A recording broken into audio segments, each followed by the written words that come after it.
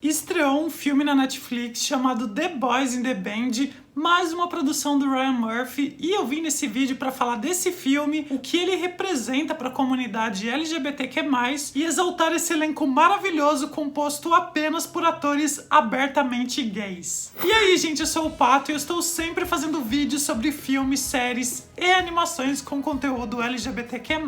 Nos comentários vocês estão sempre pedindo para eu falar de alguma série, de algum filme, alguma animação, e eu anoto tudo. Muitos dos vídeos que eu estou fazendo aqui no canal é baseado nesses comentários, então vocês podem continuar pedindo. E vamos falar de The Boys in the Band. A história se passa em 1968, em Nova York, quando um grupo de amigos gays se reúnem na casa do Michael para comemorar o aniversário de um deles, o Harold. Cada um desses personagens, em maior ou menor proporção, tem seu próprio conflito, né? E a festa começa a desandar e tudo isso vira à tona quando um amigo hétero do Michael aparece de surpresa na festa. Para falar desse filme é importante a gente entender a época em que a história foi criada. The Boys in the Band começou com uma peça musical escrita por Marty Crowley em 1968, um ano antes da revolta de Stonewall. A revolta de Stonewall foi uma série de manifestações da comunidade LGBT contra a invasão da polícia no bar Stonewall Inn, em Nova York, em 1969. Essa foi considerada uma das mais importantes manifestações que marcaram o início de vários movimentos pela libertação gay e a luta pelos direitos LGBT nos Estados Unidos e em todo o mundo. Eu fiz um vídeo aqui no canal com uma lista de 10 filmes e séries que falam de Stonewall, né, pra quem tiver curiosidade de saber mais sobre o assunto. E antes da revolta de Stonewall, na época em que The Boys in the Band foi escrito, os LGBTs enfrentavam um sistema jurídico anti-homossexual nos Estados Unidos. Poucos estabelecimentos aceitavam as pessoas abertamente LGBT. O que a gente vê hoje de casais homoafetivos de mão dada, trocando carícias em público,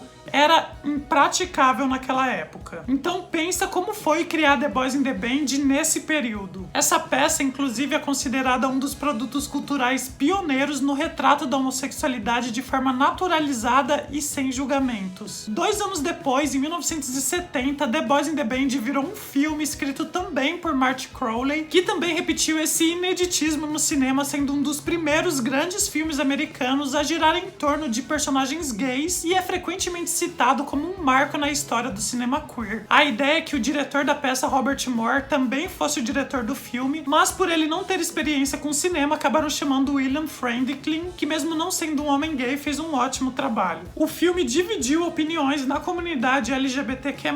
Havia aqueles que concordavam com a maioria dos críticos e acreditavam que The Boys in the Band estava fazendo grandes progressos, enquanto outros pensavam que retratava um grupo de homens gays muito estereotipados e muito pessimista, numa época em que achavam necessário representar LGBTs de forma mais positiva. Acho que assistindo hoje aquele filme de 1970, a gente vê um recorte da época com diferentes tipos de homens gays e as diferentes formas com as quais eles lidavam com as questões naquela época. O que nos traz a esse filme de 2020 da Netflix. A peça musical The Boys in the Band voltou para Broadway um tempo atrás, chegando a ganhar um Tony de melhor revival. E vários atores desse revival dos palcos foram chamados para interpretar os personagens nesse filme, que foi produzido por Ryan Murphy e dirigido por Joey Mantello, que também foi diretor nessa nova versão da peça. Além de diretor, o Joey Mantello também é ator e fez a minissérie Hollywood do Ryan Murphy. Tem até um vídeo aqui no canal falando dessa minissérie da Netflix. Essa nova versão de The Boys in the Band se manteve bem fiel à versão de 1970, inclusive com Marty Crowley creditado como roteirista, que infelizmente morreu em março desse ano antes de ver o filme pronto. A diferença entre os dois filmes é bem sutil. Os diálogos e as dinâmicas entre os personagens dessa nova versão são praticamente iguais. De acordo com o diretor, não havia motivo para fazer uma ampla atualização. O que realmente importa é a maneira como os gays e a sociedade no geral se relacionam com a trama 50 anos depois. Essa é uma história específica, de um tempo específico. Se fizéssemos algum tipo de atualização, isso afetaria todo o funcionamento daquele grupo. Por outro lado, na versão do Friedkin, que é hétero, você tinha metade do elenco formado por homossexuais,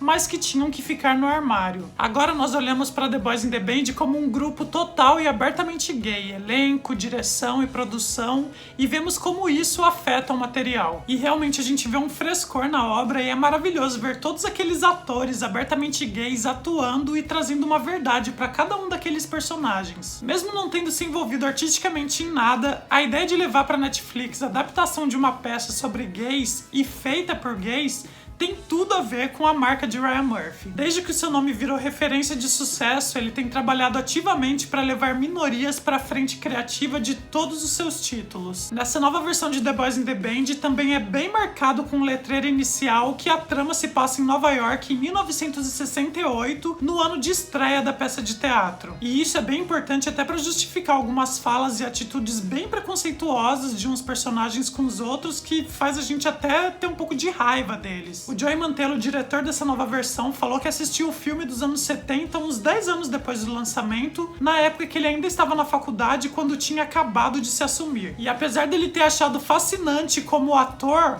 o homem gay dentro dele achou o filme aterrorizante. Isso porque The Boys in the Band trazia o problema da marginalização de ser gay em Nova York nos anos 60, e a consequência disso é que muitos homens gays representados no filme eram personagens que não aceitavam sua homossexualidade. Hoje nós temos o luxo de olhar para a trama a partir de uma perspectiva histórica. Nós sabemos que um ano depois da estreia da peça, Stonewall aconteceria. Então hoje nós podemos contextualizar a raiva e a aversão que estão borbulhando na sala onde a história se passa. Eu acho que quando a peça e o filme originais saíram, as pessoas não tinham essa visão, então de fato eles pareciam muito desoladores. E mesmo assim eu considero o filme muito atual. Claro que estamos num mundo diferente, né, e hoje em dia esses homens teriam mais facilidade para se expressarem e serem amados, mas ainda há muito progresso a ser feito. Por mais que seja esse recorte do final dos anos 60 e a gente tenha evoluído muito com relação a direitos LGBTs, muitos daqueles personagens que a gente vê sendo retratados e muitas das questões levantadas no filme existem até hoje. Como eu disse, os personagens se reúnem no apartamento do Michael, né, interpretado brilhantemente pelo Jim Parsons. Gente,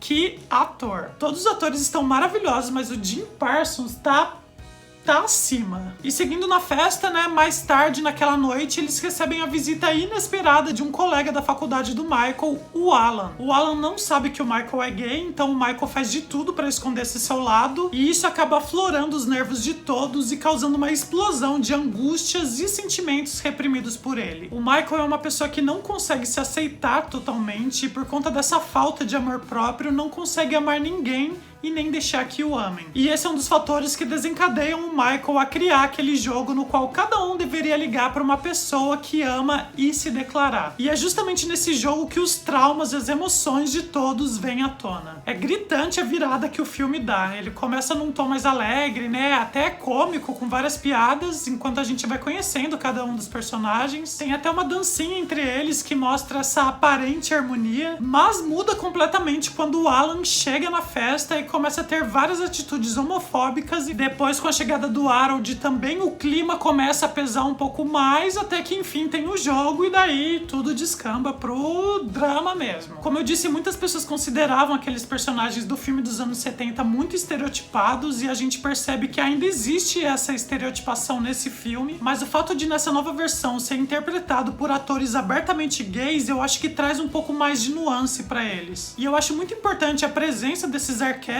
dentro do filme, porque em maior ou menor grau existem essas pessoas dentro da comunidade LGBTQ+.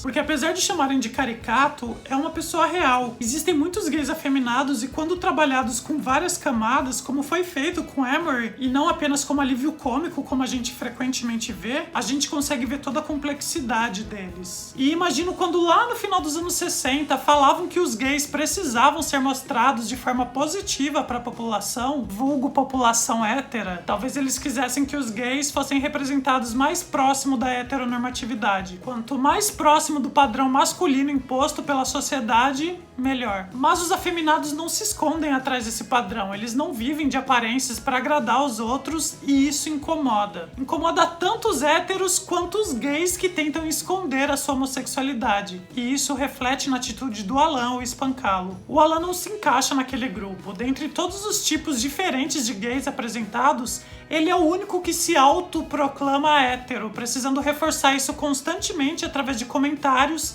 e atitudes homofóbicas. E a presença dele na festa é um grande mistério que perdura até o fim do filme. Afinal de contas, o que ele foi fazer lá? O diretor Jay Mantello falou que esse personagem é o mais enigmático do filme. Quando ele contratou o Brian Hutchinson pro papel, ele deixou o próprio ator decidir se o personagem seria ou não um gay enrustido e pediu pra ele guardar esse segredo. Na minha opinião, baseada em todos os indícios e as crises que ele teve, o personagem é sim um gay enrustido. O Alan está passando por algo, como a gente percebe na primeira cena dele com o Michael, quando ele chora ao telefone, e no decorrer do filme a gente vê ele angustiado por conta disso. Ele é questionado sobre o seu passado e a sua sexualidade, com o Michael jogando na cara dele o affair que ele teve com outro cara na época da faculdade, mas o Alan rebate isso, inclusive na hora de fazer a ligação ele liga pra esposa e fala que a ama, porém essa declaração de amor pra esposa não parece ser verdade e parece ser mais um recurso pra ele se proteger. Eu acho que a gente pode interpretar que o Alan queria encontrar o Michael pra se assumir, mas passando aqueles momentos com aqueles diferentes tipos de homens gays, a auto-identificação criou um misto de aversão e medo dentro dele. A que custo ele se assumiria? E talvez a curiosidade por aquelas histórias, várias das quais ele poderia viver caso se assumisse, foram o que fizeram ele continuar na festa mesmo depois de atacar o Emory. E tá claro que mesmo depois daquela ligação pra esposa, as coisas ainda não estão bem pra ele. Porque ao invés de pegar o voo pra casa como ele sugeriu a ela que faria,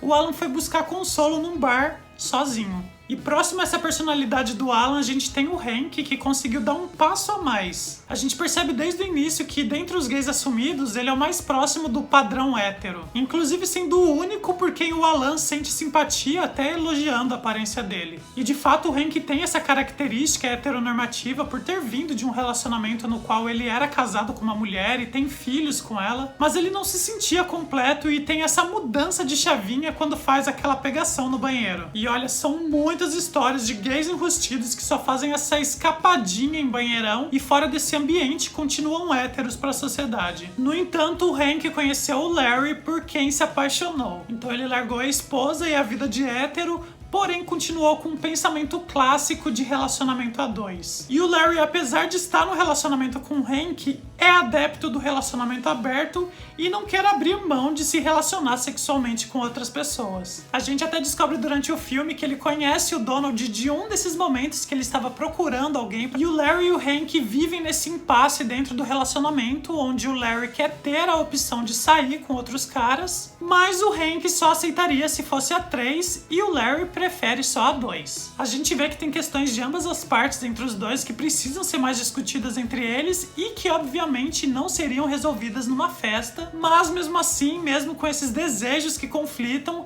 eles se declararam um pro outro dizendo que se amam, e o Hank faria um esforço para aceitar os desejos do Larry. Na primeira versão do filme tinha sido gravada uma cena de beijo apaixonado entre os dois personagens que foi cortada da versão final porque o diretor acabou considerando sensacionalista. Mas ele próprio admitiu depois ter se arrependido da decisão. No entanto, nessa nova versão tivemos não só uma cena apaixonada do Larry e do Hank, como várias ceninhas extras dos personagens que acrescentavam bastante à narrativa, inclusive algumas bem picantes. Nenhum dos flashbacks dos personagens tinha na versão original, nem as cenas finais do pós-festa. E é justamente nessas cenas finais que a gente vê o Emory com o Bernard juntos, mostrando um laço de amizade e empatia entre eles. Se por um lado a gente tem o Emory, que é um gay mais propenso a sofrer violência por ser mais afeminado, por outro a gente tem o Bernard, que além de gay, é negro. Ambos podem sofrer violência física e verbal, tanto fora quanto dentro da comunidade. E no caso do Bernard, fica claro o racismo dentro do grupo. São comentários que incomodam muito quem tá assistindo, porque a gente vê que mesmo dentro da própria bolha gay, ele não é totalmente acolhido por conta da sua cor de pele. E no telefonema que o Bernard faz pra casa que a sua mãe trabalhava como empregada, quando ele quer falar com o filho da senhora Delbecq, mas é ela que atende e fala com ele, a gente vê o Bernard mudar a voz para um registro mais grave, com um sotaque sulista mais aceitável. De todos os personagens, talvez o mais caricato caricato e sem camadas seja o cowboy, que foi contratado como presente de aniversário pro Harold. Ele é do estilo bonito e burro e a gente vê vários personagens escancararem comentários preconceituosos contra ele. São comentários que variam do intelecto à aparência física. E apesar de serem vários deles direcionados ao cowboy, a gente vê que essas farpas são trocadas entre muitos personagens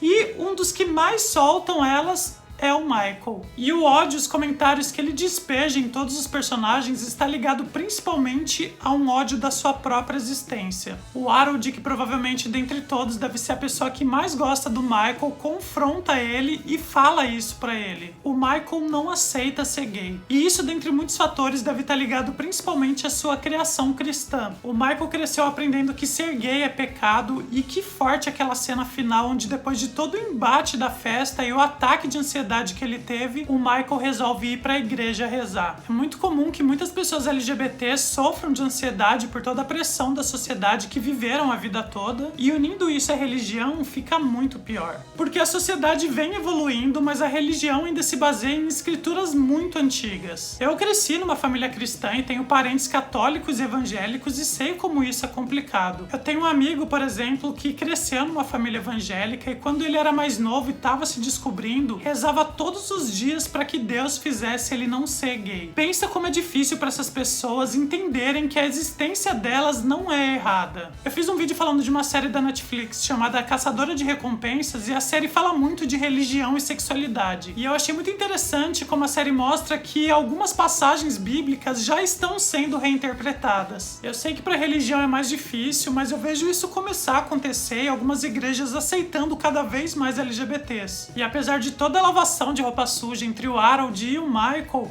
a gente vê que há um afeto entre os dois. Seja pelo presente que o Michael deu pro Harold e que ele preferiu não compartilhar com os outros, ou por mesmo depois da briga entre eles, o Harold dizer pro Michael que ligaria pra ele dia seguinte. O Harold e o Michael são os personagens mais ácidos do filme e é interessante ver como isso faz com que eles se identifiquem um com o outro. Algumas das verdades que o Harold falou pro Michael, de repente, é algo que o próprio Harold sente. The Boys in the Band é um filme que todos os gays deveriam assistir para refletir sobre a própria existência. E eu não vejo ele como uma obra que represente negativamente os gays, pelo contrário, eu acho que o filme exalta a nossa complexidade enquanto pessoa. Todos nós possuímos desejos, angústias e defeitos. Como eu disse antes e quero reforçar, muitos daqueles dilemas persistem até hoje. E apesar de ser um filme de época, um recorte do final dos anos 60, com todas as barreiras que a gente tem sofrido ultimamente com relação ao nosso progresso, esse filme se torna mais atual do que nunca. Tem mais o que dizer? Não tem mais o que dizer. Nos vemos então no próximo vídeo. Beijo do Pato e tchau!